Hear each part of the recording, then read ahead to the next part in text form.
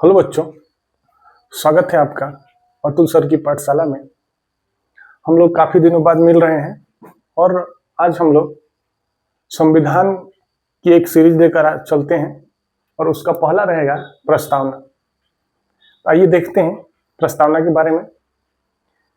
प्रस्तावना आपका सबसे पहली बार यूएस के संविधान में शामिल किया गया और प्रस्तावना का अर्थ होता है संविधान का परिचय या भूमिका को प्रस्तावना कहते हैं। भारतीय संविधान में प्रस्तावना को जवाहरलाल नेहरू जी द्वारा उद्देश्य प्रस्ताव के रूप में 13 दिसंबर 1946 को रखा गया था। जैसा कि आपको पता है, संविधान सभा की जो बैठक हुई थी वो 9 दिसंबर, 11 दिसंबर और 13 दिसंबर को हुआ था। और पहले जो 9 दिसंबर की बैठक हुई थी उसमें सच्चिदानंद सिन्हा को, बिहार के थे, अस्थायी अध्यक्ष चुना गया था। वहीं 11 दिसंबर 1946 को डॉक्टर राजेंद्र प्रसाद को संविधान सभा के अध्यक्ष चुने गए और 13 दिसंबर 1946 को उद्देश्य प्रस्ताव रखा गया था जवाहरलाल नेहरू जी के द्वारा। इस प्रस्ताव को 22 जनवरी 1947 को स्वीकार कर लिया गया। कब? 22 जनवरी 1947 को। और भारतीय संविधान में जो प्रस्तावना का विचार आया था वो यूएस से आया था।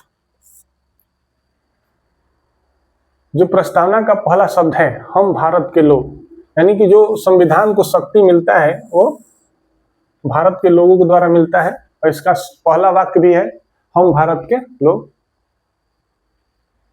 वहीं जो प्रस्तावना के शब्द हैं उसको हम लोग ऑस्ट्रेलिया के संविधान से ग्रहण किए हैं, लिए हैं।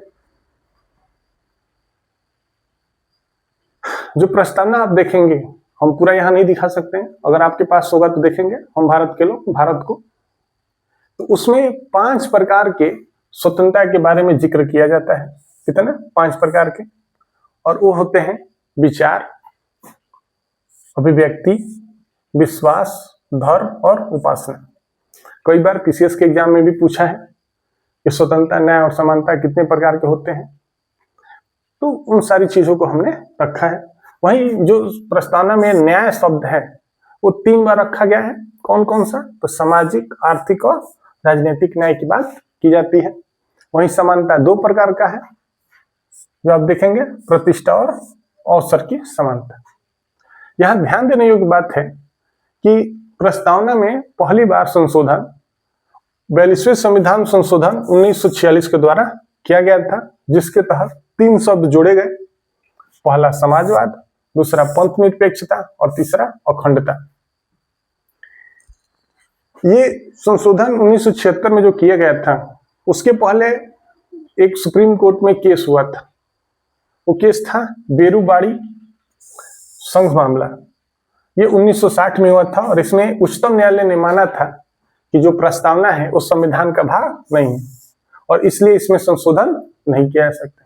लेकिन केशवानंद भारती केस 1973 में उच्चतम न्यायालय ने कहा कि प्रस्तावना संविधान का भाग है और इसमें मूल ढांचे को नुकसान पहुंचाए बिना संशोधन किए जाते हैं। और उसी के बाद आप देखते हैं कि 42वां संविधान संशोधन होता है और 1976 में समाजवाद और पंथ निरपेक्षता और अखंडता जैसे शब्द जोड़े जाते हैं। आज के लिए बस इतना ही।